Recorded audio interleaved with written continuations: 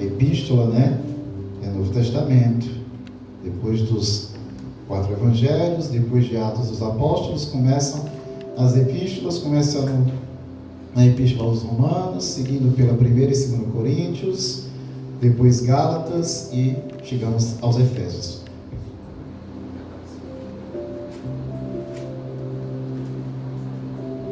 Efésios, capítulo 6. Quem foi encontrando, glorifica ao Senhor, em nome de Jesus.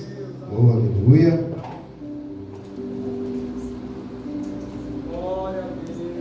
Aleluia. Glória seja dada a Ti, Pai. Se alguém ainda não encontrou, diga misericórdia. Todos encontraram? Vamos ler o que está a partir do versículo 11. Amém? Vamos ler o versículo 11 e 12. Leitura rápida.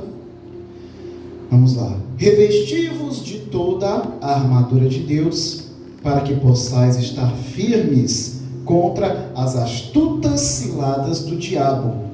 Porque não temos que lutar contra a carne e o sangue, mas sim contra os principados, contra as potestades, contra os príncipes das trevas deste século, contra as hostes espirituais da maldade nos lugares celestiais. Amém? Podem sentar, amados, em nome de Jesus. Os amados devem se recordar, não faz muito tempo, eu acho que eu ministrei sobre Efésios capítulo 6, né? Deve fazer o que? 2, no máximo 3 meses, eu acho que eu ministrei sobre Efésios capítulo 6. Naquele momento, na última vez que eu ministrei sobre Efésios capítulo 6, eu coloquei um destaque, né, sobre a passagem do versículo 12, falando porque a nossa luta não é contra o sangue e a carne, mas contra principados e potestades. Eu destaquei esse trecho, né, foquei a mensagem neste trecho, para que a igreja esteja alerta, igreja, que as pessoas que nos ferem, as pessoas que nos magoam, as pessoas que às vezes nos perseguem, as pessoas que às vezes agem com injustiça contra a nossa vida, na grande maioria das vezes, isso acontece por uma atuação espiritual que está por detrás disso, para produzir no coração das pessoas, produzir ressentimento e divisão entre elas. O que sabemos que isso não agrada ao Senhor. E sabemos que somos provados em nossa vida por tudo quanto aquilo que Deus tem de propósito para nós. E aquilo que Ele nos revela por meio da Sua palavra, né? O amor, o perdão, a bondade, a paciência, o sacrifício, o serviço, né? A entrega não apenas a Deus, mas também a entrega aos nossos irmãos, como Jesus passou, né, o seu ministério ensinando, como por exemplo quando ele fez o lava-pés dos discípulos na última ceia, dizendo que assim como ele agiu como um servo para com os seus discípulos, eles também agissem da mesma forma um para com os outros. Também em outra ocasião, sentado à mesa, e os discípulos disputando qual deles era o mais importante dos discípulos. Disputavam ali quem era o maior deles. E aí de repente Jesus se incomodou com aquilo e perguntou: quem é maior? Quem serve ou quem está à mesa? E todos eles responderam: que mais importante é quem está à mesa do que quem está servindo. E ele responde: pois eu vim foi para servir, para que eles viessem ter consciência. Se qualquer um de vocês querem ser alguma coisa no meu reino, se façam o menor deles. Se façam o menor deles. Como o apóstolo Paulo falava: eu que sou o maior dos pecadores e o menor dos santos. Então, eu foquei a mensagem da última vez nisso, para que as pessoas venham a ter uma visão espiritual das coisas que acontecem, das confusões, dos desentendimentos, das quebras de comunhão, das perseguições, das injustiças, dos desaforos. Ter uma visão espiritual das coisas, para que você não venha depositar a sua revolta, o seu ressentimento, a sua raiva na pessoa que lhe causou um mal, que na sua concepção, na sua mente ou no seu coração você se sentiu injustiçado ou prejudicado. Porque é exatamente a vontade do inimigo, é plantar discórdia em nosso meio para gerar divisão. E a palavra fala que um reino dividido por si só, ele não subsistirá, ele não resistirá por muito tempo, ele ruirá. E ele fala, nenhum reino dividido por si só subsistirá. Assim também é a igreja do Senhor, assim é a nossa casa, a nossa família, assim é o nosso ambiente de trabalho, assim é o nosso grupo de jovens, o nosso corpo de diaconato, assim é o nosso corpo de obreiros, os nossos levitas, todos esses, o nosso próprio lar, começar pelo nosso lar, pai, mãe, filhos, irmãos, tios, amigos. O inimigo está o tempo todo querendo gerar discórdia, desavença, para que nós venhamos esquecer de exercitar a paciência, o amor, o perdão, e ao ter uma visão terrena das coisas, venhamos desenvolver ressentimentos, receios e distância em relação às pessoas que Deus tanto nos ensina a amar. Tanto nos ensina a amar. Então, o foco naquele momento foi isso, para que as pessoas, a igreja, tenham uma visão espiritual melhor das coisas que acontecem. E isso, igreja, quando nós ministramos a palavra, eu com o pastor Tiago, a pastora Rosângela, ou o pastor Fabiano, ou os irmãos que ministram saudação aqui, como o diácono de Assis, o irmão Sérgio, às vezes o irmão Valdir, às vezes a irmã Ana, o irmão Aurismar, e outros irmãos que às vezes recebem a palavra, né, a oportunidade de trazer a palavra. Quando nós ministramos essa palavra, igreja, essa palavra serve primeiramente para nós que estamos levando. Primeiramente serve para nós. O tempo todo que eu venho trazer uma mensagem, Deus está primeiramente exortando a mim mesmo, para que eu possa trazer a mensagem de ensinamento, exortação e consolo para a igreja, né? Então, igreja, para nós mesmos que estamos pregando, nós não somos o dono da moral ou da razão. Nós somos apenas um canal daquilo que Deus quer falar para a igreja. E a palavra nos diz, aquele que tem ouvido, ouça o que o Espírito de Deus fala às igrejas. Quem tem ouvido aí, glorifica ao Senhor. Glória a Deus. Quem tem ouvido, ouça. Amém? Mas o foco da mensagem hoje já não é mais essa, como é que eu posso dizer? Esse reflexo no nosso mundo natural, né, nas nossas relações, nas nossas convivências, das influências do mundo espiritual, das influências da atuação de espíritos malignos, de demônios, né, de principados e potestades, como a palavra de Deus aqui acabou de nos alertar, que a nossa luta não é contra o sangue e contra a carne. Quando ele fala, não é contra o sangue e a carne, ele diz, não é contra as pessoas. Dependendo da tradução que você tiver aí, quem tem uma tradução mais moderna, como a nova tradução para a linguagem de hoje, vai ter a nossa luta não é contra as pessoas. Quem tem essa daí? Tem alguém que tem essa tradução aí? A nossa luta não é contra as pessoas? Tem, né, Laurinha? A tua é para a linguagem de hoje, né? Nova versão para a linguagem de hoje, né? Quem tem essa tradução vai trazer a nossa luta não é contra as pessoas, não é contra o sangue e a carne, não é uns contra os outros.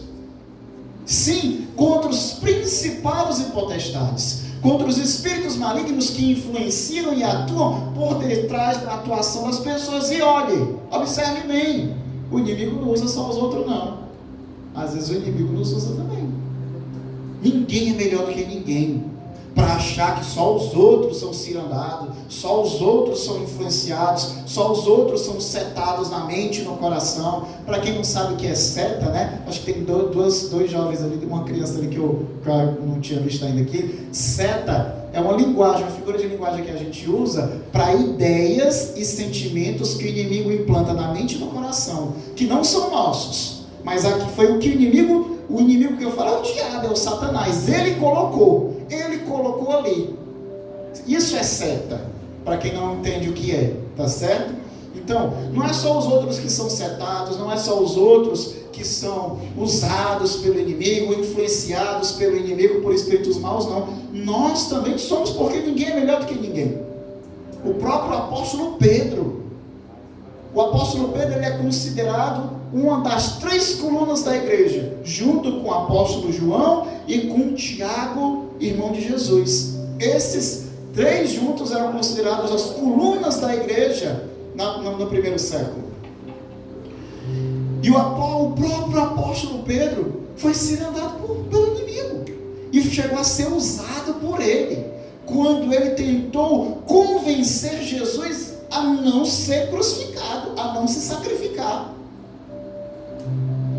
Para você observar, o apóstolo Pedro, mesmo com a melhor das intenções, porque qual era a atenção dele? Jesus estava dizendo: olha, chegou o momento, chegou a hora de irmos a Jerusalém para eu entregar a minha vida, que ela seja derramada pelos sacerdotes.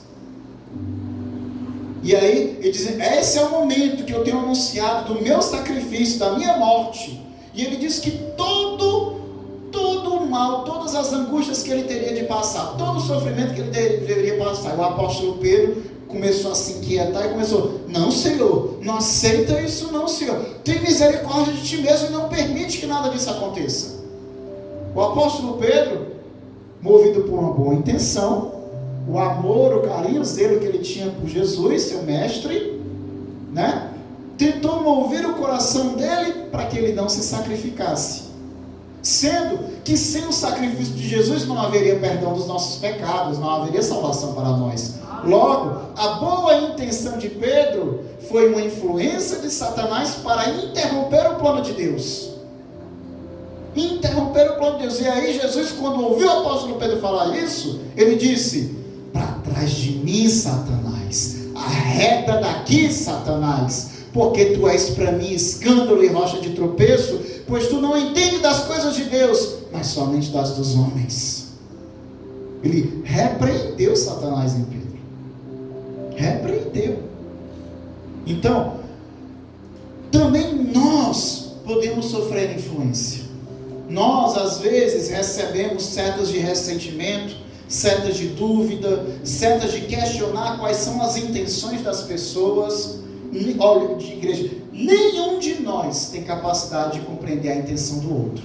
A gente pode até analisar as ações das pessoas e discernir à luz da palavra se aquilo está certo ou se aquilo está errado, mas nenhum de nós tem a capacidade de falar a respeito das intenções das pessoas. Aquilo que mora no coração das pessoas, só quem conhece é Deus. Não queira jamais descobrir ou querer achar que sabe qual é a intenção que habita no coração do outro. Se você busca entender, se você busca saber, se você não consegue deixar de analisar a intenção do outro, pelo menos busque analisar com os olhos de Cristo, sempre buscando enxergar o melhor, sempre buscando enxergar, a pessoa pode até ter errado, mas eu acredito que ela tinha boa intenção. Pelo menos isso. Se a gente não consegue se privar de estar analisando as intenções e toda a situação que se sucede. Mas o foco da palavra de hoje não é esse. Não é a influência espiritual sobre as relações humanas. Não. O foco hoje é exatamente batalha espiritual. É exatamente luta espiritual. Esse é o foco disso. Que dizer, a nossa luta não é contra o sangue e contra a carne. Isso eu já ministrei profundamente anteriormente e acabei de pincelar por 13 minutos. Olha aí, dá até uma saudação completa só sobre isso, né? Mas o objetivo hoje, o foco hoje é que nós venhamos focar na parte da luta espiritual. Vou ler mais uma vez. Revestivos de toda a armadura de Deus, se vistam de toda a armadura de Deus, para que possais estar firmes contra as astutas ciladas do inimigo. Vistam-se das armaduras de Deus para suportar, para passar pelas armadilhas do inimigo, que são astutas, né? São mirabolantes. Se nós não tivermos discernimento, paciência, visão espiritual e amor, nós vamos cair nelas. para que nós não venhamos cair nas astutas ciladas do inimigo. Porque não temos que lutar contra a carne e o sangue, mas sim, a nossa luta sim é contra os principados, contra as potestades, contra os príncipes das trevas deste século, contra as hostes espirituais da maldade, nos lugares ou nas regiões celestiais. Se temos alguma coisa que nos revolta, que nos indigna, que nos gera uma indignação, nervosismo, concentremos esse sentimento não nas pessoas, mas concentremos esse sentimento na oração, para interceder, para que Deus coloque por terra todo espírito maligno que se levanta contra a nossa vida, que se levanta contra a nossa casa, que se levanta contra o nosso negócio, que se levanta contra os nossos amigos, contra a nossa igreja, contra os nossos irmãos. Se alguma coisa te revolta, usa esse sentimento e foca na oração para que o inimigo coloque por terra, destrua todo o espírito maligno e desfaça toda a armadilha preparada contra ti. Amém? Ore, clame, para que Deus repreenda toda a estratégia, toda a arma e toda a armadilha preparada contra nós. As nossas lutas são contra os principados, as potestades. Eu já falei um pouco o que é cada uma dessas expressões. Principado, se você pega na língua e original de que foi escrita, como nós sabemos, o Antigo Testamento escrito em hebraico e o Novo Testamento escrito em grego, esse principados em grego é escrito arque. Arque significa, sabe o que? É o equivalente como é que a gente chama?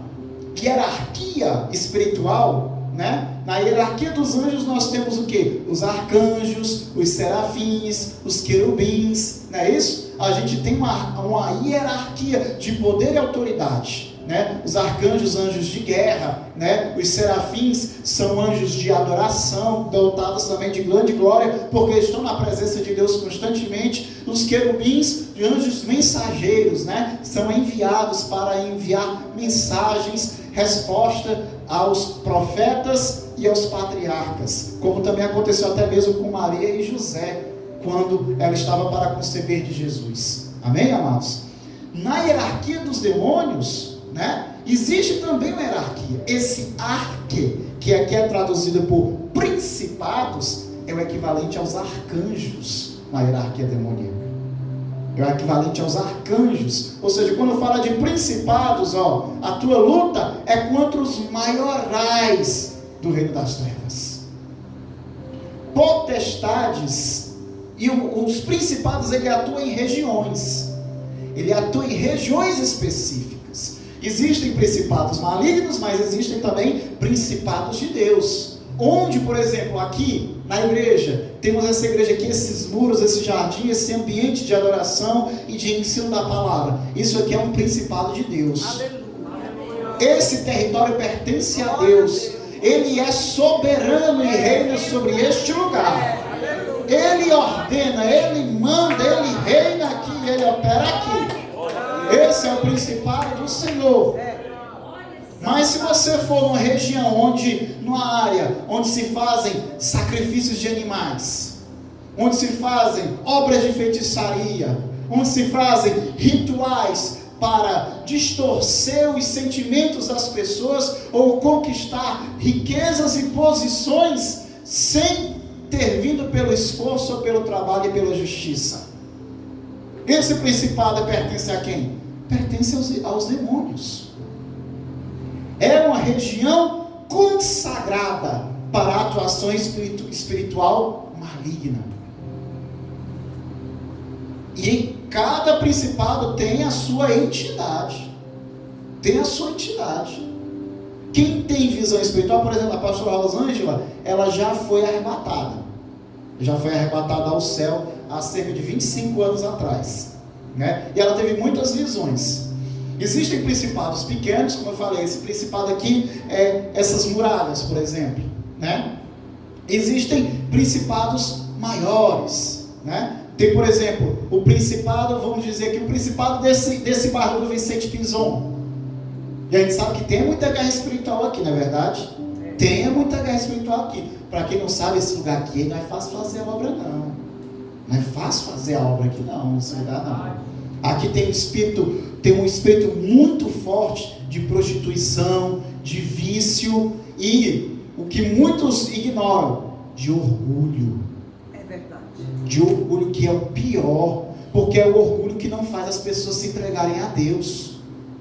É o orgulho que não permite as pessoas reconhecerem as suas falhas e a sua necessidade por Deus. As pessoas aqui são orgulhosas, muito orgulhosas.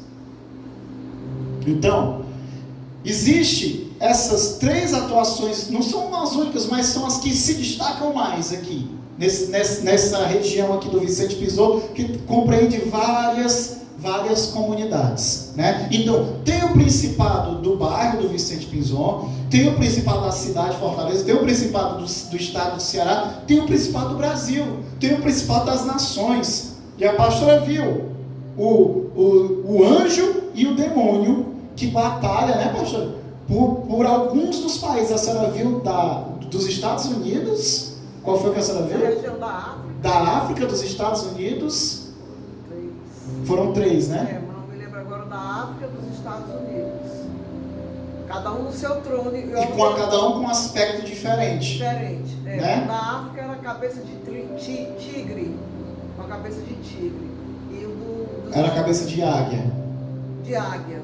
Que é inclusive o símbolo dos Estados Unidos, né? Ainda saía fumaça do nariz da águia. Ainda saía fumaça. Muita ira. Muita ira. E a águia tinha mais poder do que o tigre. Olha só. E tinha vários, assim, de longe, assim, como se fosse uma sombra, na frente deles, Sim. escutando a orientação que eles estavam dando e mostrando os ambientes que eles tinham que ir. Sim. Lá para baixo. Pois é, então, os principados, eles atuam em regiões, e essas regiões mudam de tamanho e de autoridade, né? Existe uma hierarquia, existe uma organização. A palavra, o inimigo, ele imita as coisas de Deus o tempo todo. Ele busca imitar as coisas do Senhor, porque o desejo maior do coração dele, que foi inclusive a causa da sua queda, né? Foi ele querer ser igual a Deus, ser igual ao Senhor, querer elevar o seu trono acima dos anjos e acima das mais altas nuvens e ser semelhante ao Altíssimo. E por causa do desejo dele de se elevar, que a palavra diz que Deus o lançou no mais profundo do abismo, na morada dos mortos. Foi por causa do desejo dele se elevar que Deus o lançou por terra. Então, e ele tem essa inveja, esse desejo de se assemelhar. Você vê, por exemplo, a igreja do Senhor, ela começa a estabelecer uma liturgia, uma identidade, uma imagem, um estilo musical, um estilo de culto, um estilo de vestimenta, né? Um estilo de organização. Não demora muito, daqui a pouco você começa a ver outras coisas copiando a igreja, copiando as nossas músicas, copiando nossos instrumentos, copiando a nossa organização, a nossa liturgia do culto. Daqui a pouco você observa que isso acontece, copiando até mesmo os mistérios e os dons que são manifestos em nosso meio, imitando, porque o inimigo ele usa dessa estratégia, e enquanto a organização não seria diferente. No reino das trevas existe hierarquia, existe organização. E essa organização tem a única objetivo de afetar a nossa vida para a nossa destruição. Nós muitas vezes dirigimos a nossa vida e às vezes nos sentimos no direito de que podemos dar um tempo de Deus. Nos sentimos no direito de que eu tenho o direito de satisfazer essa minha vontade, eu tenho o direito de satisfazer esse meu prazer. Esse meu desejo, eu tenho o direito de satisfazer. E muitas vezes a gente não percebe que tudo aquilo ali é o inimigo que já preparou uma armadilha e você que está prestes a cair nela. Prestes a cair nela.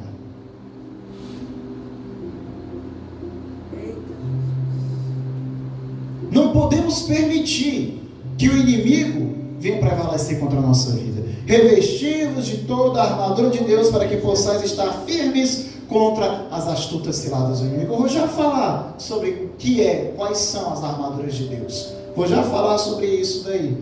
Amém, amados? Então, principados, potestades, príncipes das trevas deste século contra as hostes espirituais da maldade nos lugares celestiais. As batalhas espirituais, elas acontecem em dois ambientes. E eu já expliquei aqui pelo menos uma vez. O primeiro ambiente é a região espiritual, que é o que está mencionado aqui. As regiões espirituais, que é onde os anjos e os demônios lutam, que é por onde as nossas orações passam antes de chegar no trono de Deus. Então a oração ela tem que ser fervorosa, tem que ser muitas vezes persistente, tem que ser persistente. Às vezes não chega da primeira vez que você ora, porque às vezes você não conseguiu ter a perseverança, o fervor necessário, ou a fé necessária, para que essa oração passasse pelas regiões celestiais. Elas chegam nas regiões celestiais e o inimigo vai querer interromper, parar a tua oração antes de chegar no trono de Deus. Vai querer, ele vai fazer de tudo para que essa oração não chegue no trono. Mas Deus não é onisciente, Deus conhece todas as coisas o tempo todo, do passado, do presente e do futuro. Aleluia. Mas a oração não é o conhecimento que Deus tem das coisas. A oração é a capacidade da nossa fé de tocar o coração de Deus e mover a sua vontade. Isso é. A nossa oração não é informar a Deus o que está acontecendo. A nossa oração é a primeira ferramenta que nós temos de relacionamento e contato com Ele. E por meio deste relacionamento, um relacionamento que para nós é precioso, nós buscamos cada vez mais. Ou não é verdade? Quando você é muito amigo de uma pessoa, você não deseja estar com ela, você não deseja conversar com ela, passear, combinar um lanche, combinar uma praia, combinar um passeio, mandar mensagem, conversar, contar o seu dia.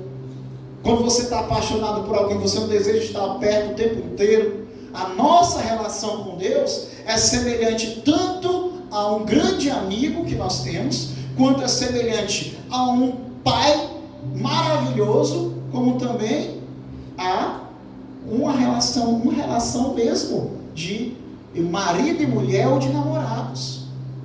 Nossa relação com Deus é dessa forma. A igreja é o quê? A igreja é noiva de Cristo. Então a nossa relação, ela é paternal, ela é de amizade e ela também é uma relação de uma só carne. Se bem que Deus é Espírito, mas é de uma unidade com Deus. Essa é a nossa relação com o Senhor que nós temos que buscar. Se você tem um pai bom, você quer estar na presença dele. E o meu pai foi maravilhoso. E eu sinto muita saudade nesses 2 anos e meio que ele partiu. Não tem um dia que eu não sinta falta dele. E muitos dias que eu não deixo de chorar pela falta dele. Mas dou glória a Deus pelo legado que ele deixou no meu coração, das mensagens, dos conselhos, das palavras, de eu ter visto com os meus olhos a transformação de vida dele, de antes de ele conhecer Jesus para depois de ele conhecer Jesus, de um homem que eu tinha medo para um homem que eu confiava totalmente. Então, assim como eu desejo estar com o meu pai, pastor Humberto, mesmo que ele hoje esteja com o Senhor, eu desejo estar o tempo todo com Deus, com o Abba Pai. Assim como eu desejo estar com os meus amigos, Diácono de Assis, pastor Fabiano, irmão Orismar, irmão Guilherme, irmão Sérgio, irmão Gilson, Fabinho, né? Meu irmão Roberto, agora que estamos começando a conhecer, irmão Flávio, e outros tantos irmãos da igreja, que eu sinto-me mais do que irmão, eu sinto de fato, me sinto-me como um amigo, desejo estar na presença de vocês, conversar com vocês, né? Assim eu desejo estar na presença de Deus. Ele é meu pai, ele é meu amigo, ele é meu Deus, ele é meu conselheiro, ele é meu consolador. E o primeiro meio para buscá-lo e alcançar, buscar essa relação é a oração. É a oração. É o primeiro meio. Então, as nossas orações vão nas regiões celestiais, e se ela voa com fervor e a fé suficiente, ela vai passar, nenhum espírito maligno vai ter poder de interromper, e ela vai chegar ao trono de Deus, e o Senhor vai ouvir a tua oração. A palavra fala que a oração dos justos, a oração dos santos, é como um incenso que sobe ao Senhor. É um incenso, é um aroma, é um perfume agradável às narinas de Deus. Essa é a oração que sobe. E para você fazer uma oração fervorosa e uma oração de fé, você não precisa ter belas palavras não, igreja. Não é de belas palavras que se faz uma poderosa oração, mas é sim de um espírito quebrantado e de um coração compungido, de uma pessoa livre de vaidade, livre de ego, livre de mágoa, totalmente entregue à presença de Deus e grato pela sua obra em sua vida. Assim que se faz uma oração poderosa. A palavra nos fala, a igreja, tu não precisa nem falar nada na tua oração. Tu pode só chorar, tu pode só gemer, tu pode só fazer silêncio, porque a palavra nos diz que mesmo quando não sabemos mais orar, o Espírito de Deus intercede por nós com gemidos inexprimíveis. Gemidos inexprimíveis são palavras que não se pode ser expressadas audivelmente. São palavras inefáveis, incompreensíveis, mas que somente o ouvido de Deus e o seu coração compreende. Mesmo que você não saiba orar, mesmo que você não tenha condição emocional, a irmã Simone hoje falou comigo, chegou, me falou da luta que ela passa com a Esmeralda, porque a Esmeralda tem um problema no coração, né? Já tinha um problema que já sabia de um tempo, e recentemente descobriu que tem outro problema no coração. E ela disse: pastor, às vezes eu quero vir para a igreja, mas eu estou sem força. Irmã Simone, ore. Mesmo que você não tenha força de orar, mesmo que você não saiba quais são as palavras, ore, porque o Espírito Santo conhece o teu coração.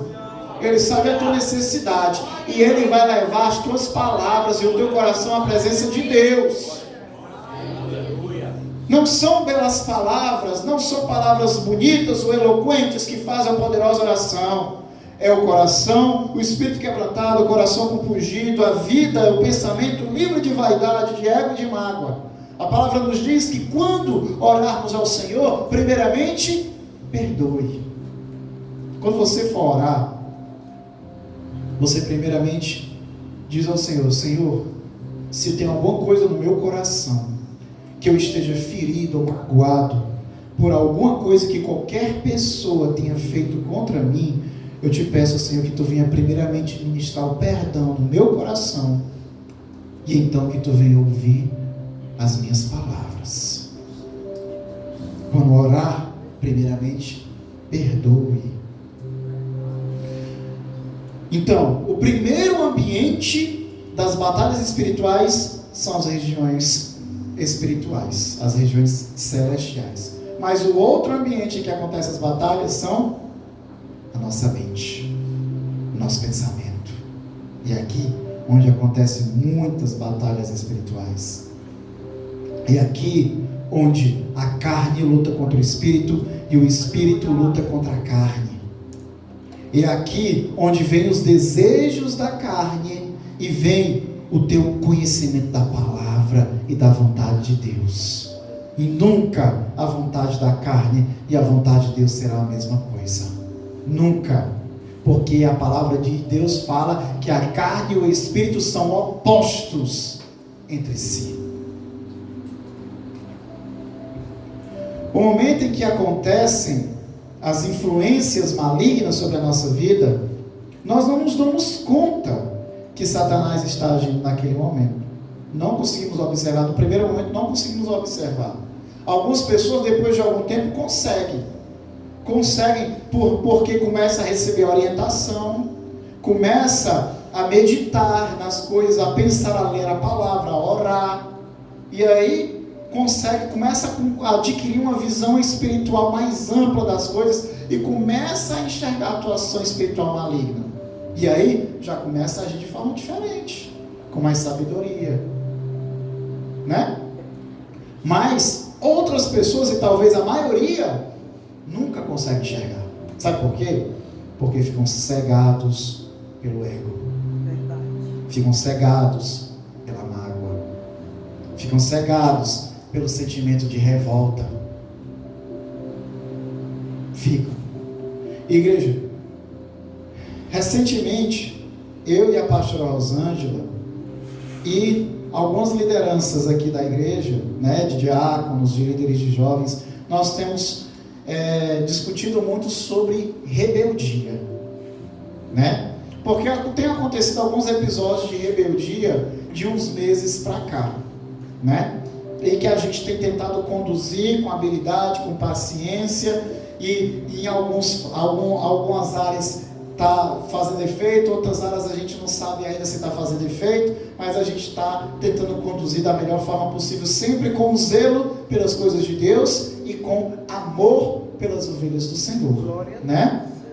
Então, amados, a rebeldia, ele é uma manifestação espiritual maligna. Qual é a primeira coisa que vem na nossa cabeça quando falamos e lembramos de rebelião? Satanás. Satanás se voltando contra Deus. A palavra diz que Satanás, ele convenceu terça parte dos anjos de Deus em favor da sua causa. E após isso teve luta no céu, batalha no céu, do arcanjo Miguel com os anjos de Deus contra Satanás e os seus anjos. E nessa batalha, o arcanjo Miguel e os anjos do Senhor prevaleceram, e foi aí que eles conseguiram lançar Satanás, que é representado pela figura do dragão, foi lançado contra a terra. E aí Jesus diz: e eu vi Satanás cair do céu como um raio.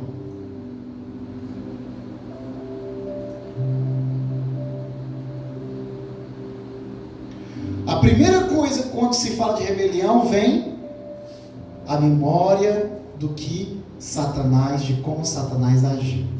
E Satanás tem agido para implantar o mesmo sentimento que está nele em nós.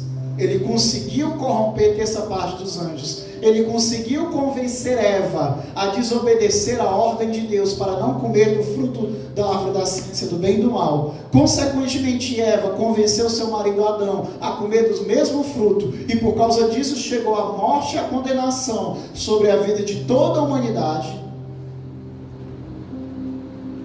E da mesma forma, Satanás tem operado dia após dia para tentar implantar esse mesmo sentimento no coração das pessoas. E como é que surge o espírito de rebeldia? Como é que surge?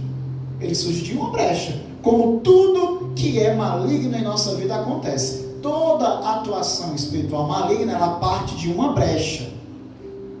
A parte de algo que não está devidamente correto em nossa vida, não está de acordo com a vontade de Deus. E aí então Deus permite que aquela área nos seja provada para que nós venhamos nos aperfeiçoar nela. O triste é que a maioria das pessoas, quando são provados, não percebem que estão sendo provados. Acham que estão sendo injustiçados ou perseguidos. E aí nunca conseguem receber o ensinamento de Deus, porque já fecharam seus corações na mágoa e no ego. Aleluia. Fecharam e não conseguem aprender. Não conseguem. Algumas pessoas, depois de muito sofrimento, aprendem. Mas tem pessoas que são tão teimosas, tão obstinadas, como o pastor Fabiano leu aqui, né, sobre o povo de Israel, que Deus falou, acho que umas 3 vezes, que eles são um povo obstinado, de coração duro, de servidão dura. Tem pessoas que são tão obstinadas que não conseguem aprender nem na dor. Nem na dor conseguem aprender.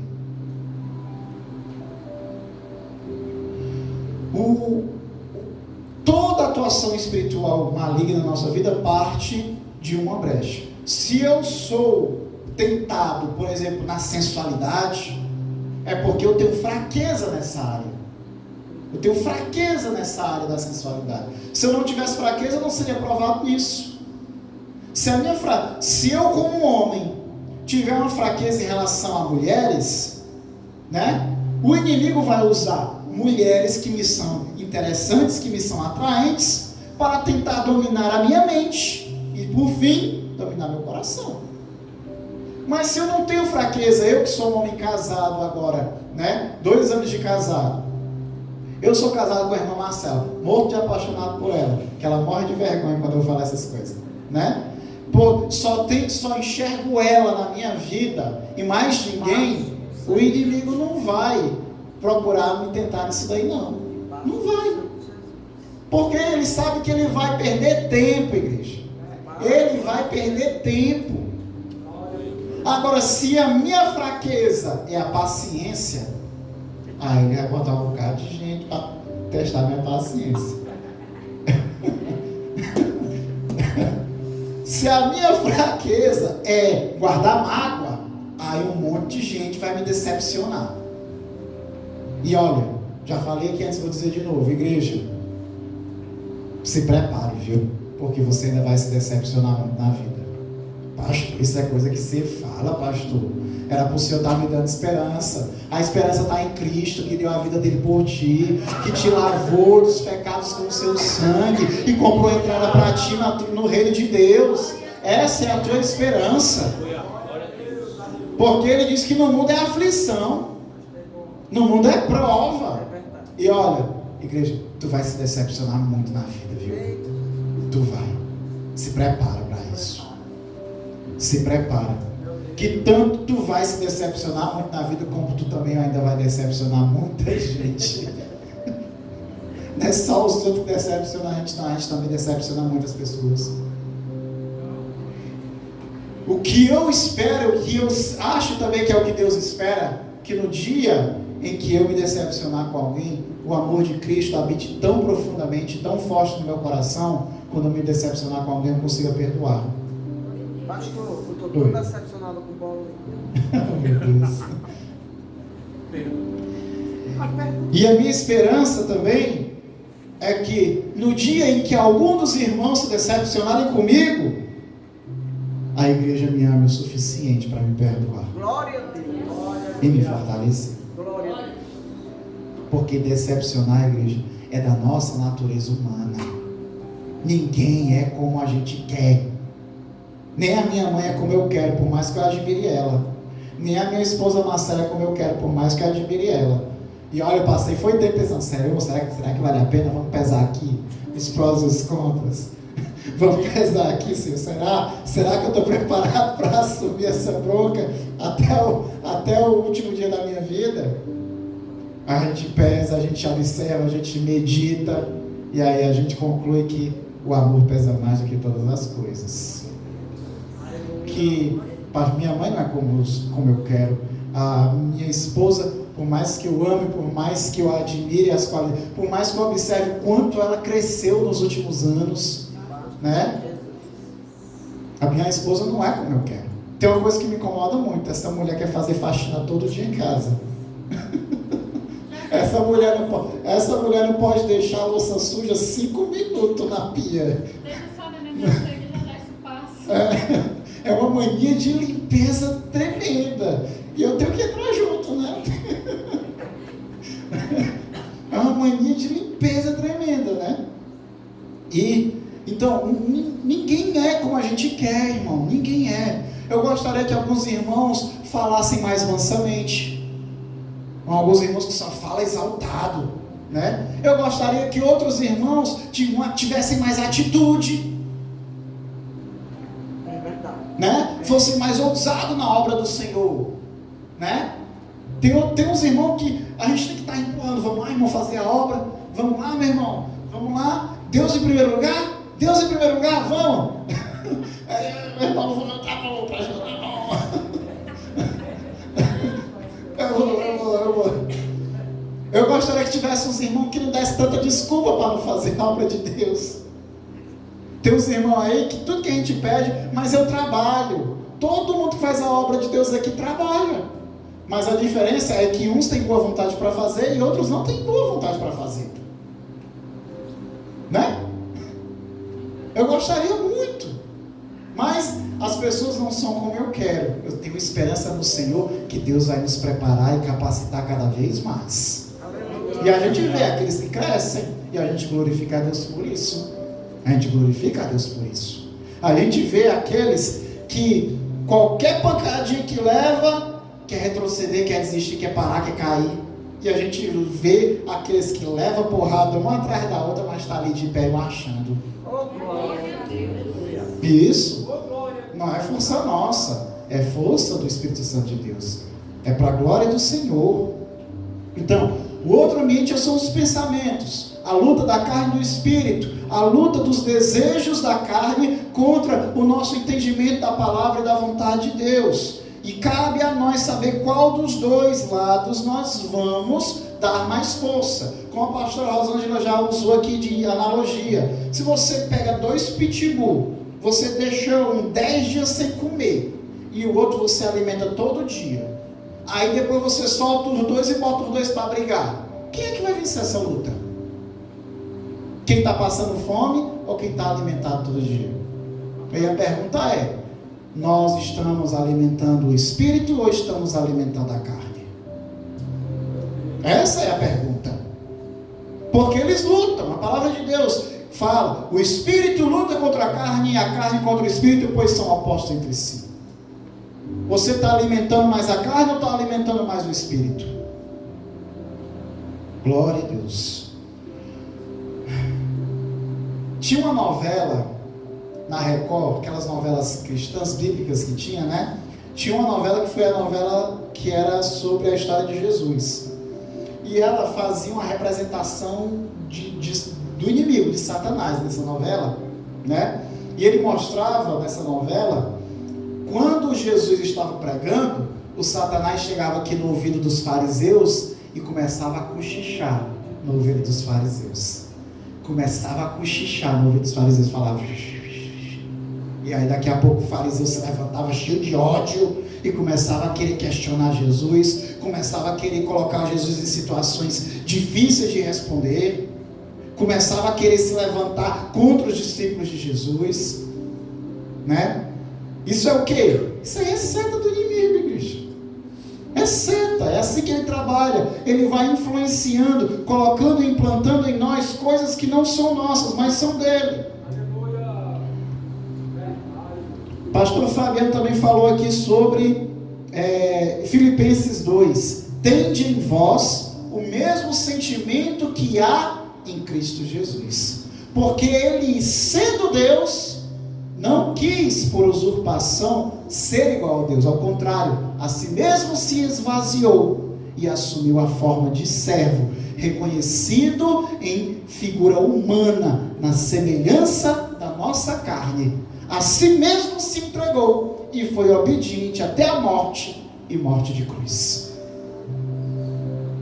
Tende em vocês, que vocês tenham esse mesmo sentimento. Jesus era Deus e se esvaziou para assumir a nossa forma de homem, e na nossa forma sofreu fome, sofreu medo, sofreu perseguição, foi açoitado, crucificado e morto. Tende em vós esse mesmo sentimento. Só que, qual é o sentimento que o inimigo tenta implantar em nós? Que nós somos melhores do que os outros, que nós temos razão, que nós estamos certos, que os outros não prestam, que os outros estão errados, mal intencionados. Esse é o sentimento que ele tenta implantar em nós, por meio de ideias, por meio de confusões de mente, né? Aleluia. As batalhas que acontecem na mente, né? Tem algumas passagens que falam sobre isso, sobre, por exemplo, Romanos 12:2. Não vos conformeis com este mundo ou com este século, mas transformai-vos pela renovação da vossa mente, para que experimenteis qual seja boa, agradável e perfeita vontade de Deus. Gálatas 5,17, porque a carne luta contra o espírito e o espírito contra a carne, pois são opostos entre si, para que não façais porventura qual seja verdadeiramente o vosso querer. Efésios 2:1, e vos vivificou, estando vós mortos em ofensas e pecados, em que noutro tempo andaste, segundo o curso deste mundo, segundo o príncipe das potestades do ar, do espírito que agora opera nos filhos da desobediência, entre os quais todos nós antes andávamos nos desejos da nossa carne, fazendo a vontade da carne e dos pensamentos, e éramos por natureza filhos da ira, como os outros também. Colossenses 3:1, porquanto se fostes ressuscitados juntamente com Cristo, buscai as coisas lá do alto, onde Cristo vive, assentado à direita de Deus. Pensai nas coisas lá do alto, e não nas que são daqui da terra, porque morreste, e a vossa vida está oculta juntamente com Cristo em Deus. Por fim, 1 Coríntios 2,14 fala: ora, o homem natural ou o homem carnal não compreende as coisas do Espírito de Deus, porque lhes parecem loucura e não podem ser entendidas ou discernidas, porque elas se discernem espiritualmente, mas o homem espiritual discerne bem todas as coisas, e ele por ninguém é discernido. O homem carnal não compreende as coisas de Deus, para ele parece loucura, e o homem espiritual, ele discerne bem todas as coisas. Por quê? Porque o homem espiritual, ele tem visão espiritual das coisas. E visão espiritual é o quê? É discernimento. É discernimento. E como ele tem uma visão apurada e profunda das coisas, ele tem um entendimento melhor delas. E por causa desse entendimento melhor delas, ninguém entende o jeito dele pensar e agir. Ninguém entende o jeito dele pensar e agir. Ninguém entende. Por isso ele fala: o homem espiritual discerne bem todas as coisas, mas ele por ninguém é discernido. Quem é espiritual aqui? Glorificar o Senhor. A gente tenta, né? A gente tenta, em nome de Jesus. Mas terminando, a atuação espiritual se manifesta três maneiras, de acordo com a palavra de Deus, né? É a seta, a ciranda e a possessão. A seta, a ciranda e a possessão. A gente tem alguns exemplos de possessões, né? Por exemplo, a possessão do gadareno, lá em Mateus 8, Marcos 5 e Lucas 8, né? A possessão do jovem gadareno, que a palavra fala que ele habitava ali numa região da Decápolis, que era uma região onde tinha 10 cidades próximas, e ele tinha tanto demônio nele, que quando Jesus Cristo chegou até ele, perguntou qual era o nome dele, ele disse: o meu nome é Legião, porque nós somos muitos. E a legião, ela tem de 2 a 6 mil soldados. Então, aquele jovem tinha de 2 a 6 mil demônios. Tanto que quando o espírito maligno do jovem viu Jesus, disse: Jesus, o que tu queres conosco? Ainda não chegou a nossa hora, por acaso já veio nos condenar antes da hora? E aí eles disseram: tem uma manada de porcos ali, permita pelo menos que nós entremos nos porcos, mas não nos lance no abismo. E aí Jesus permitiu. Eles pegaram, entraram nos porcos, a manada tinha mais de 2 mil porcos. E os porcos enlouqueceram de forma que eles se lançaram no precipício e morreram. E aí os criadores dos porcos ficaram com raiva e assustados pelo prejuízo e pelo tamanho da obra que tinha sido feita. E pediram: Jesus, por favor, vá embora da nossa terra. A possessão sobre esse jovem, ela é uma possessão evidente. A palavra de Deus fala que tentavam amarrar ele e ele arrebentava cordas e algemas, grilhões. Tentavam prender ele em grades e ele arrebentava as grades. E saía correndo por aí, perambulando pelo deserto, nu. A possessão sobre ele era evidente, mas existem possessões que não são evidentes. Essas é que são perigosas. Essas é que são perigosas. Eu já falei da seta, que é aquilo que o inimigo implanta nos pensamentos e no coração. E tem a ciranda. A ciranda é a prova que vem pelo inimigo. Quando você é testado pelo inimigo. A palavra de Deus fala lá em Lucas 22, e Mateus 16, a partir do versículo 23, fala que Jesus, na presença dos discípulos, chegou para Pedro e falou assim: Pedro, Satanás me pediu para te cirandar. Cirandar, igreja, em algumas traduções você vai ver: Satanás me pediu para te peneirar. Cirandar é o que? É você passar pela peneira. Isso assim, não é jogar, não é ciranda, cirandia, vamos todos cirandar, não. Viu? Cirandar é passar pela peneira. Qual é a analogia de passar pela peneira? É o trigo, igreja.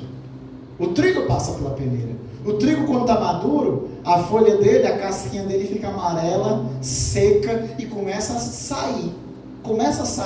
Só que para ela sair por completo, eles botam o trigo na peneira, né? E começa a esfregar.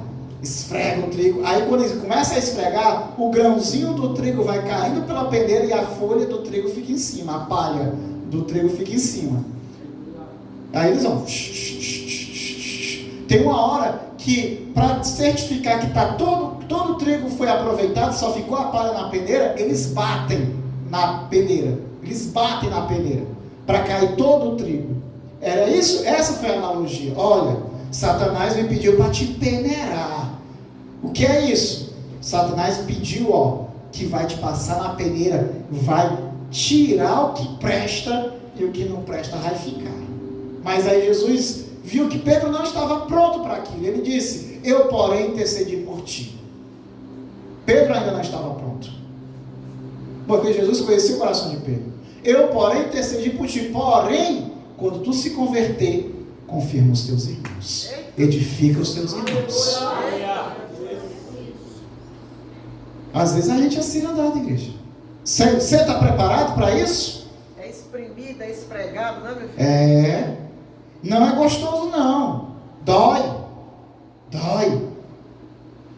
E por fim a possessão. Eu falei de possesso do jovem gadareno, mas tem outras figuras de possessão na palavra de Deus. Eu já citei aqui.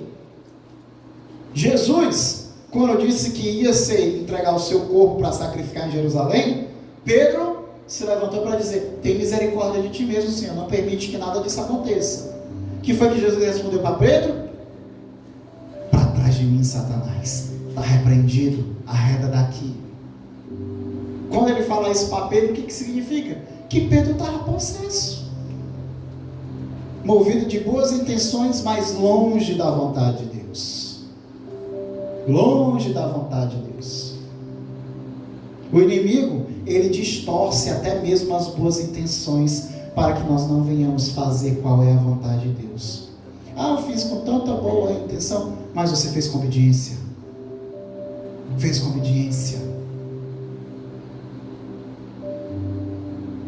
Por fim, outra figura também, Judas. A palavra de Deus fala lá em Lucas 22, do versículo 13 em diante, e João 13, do versículo 26 em diante, fala que Satanás entrou em Judas, para que Judas viesse a trair Jesus. Eu te pergunto, Pedro e Judas, quando estavam possessos, saíram no deserto pelado, gritando?